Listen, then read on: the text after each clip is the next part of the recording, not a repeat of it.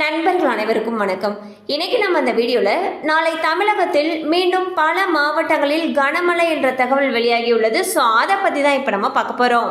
சென்னை வானிலை ஆய்வு மையம் வெளியிட்டிருக்கக்கூடிய செய்தி குறிப்பில் தென்னிந்திய பகுதிகளின் மேல் வளிமண்டல மேலடுக்கு சுழற்சி நிலவுகிறது.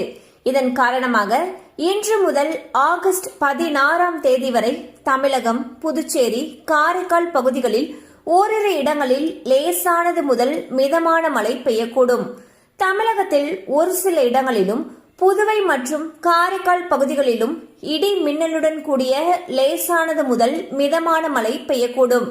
இன்று ராணிப்பேட்டை, திருவண்ணாமலை, கள்ளக்குறிச்சி, பெரம்பலூர், கடலூர், அரியலூர் மற்றும் சிவகங்கை ஆகிய மாவட்டங்களில் ஓரிரு இடங்களில் கனமழை பெய்ய வாய்ப்புள்ளது. சென்னை மற்றும் புறநகர் பகுதிகளில் நாளை வானம் ஓரளவு மேகமூட்டத்துடன் காணப்படும். நகரின் ஒரு சில பகுதிகளில் லேசான மழை பெய்ய வாய்ப்புள்ளது.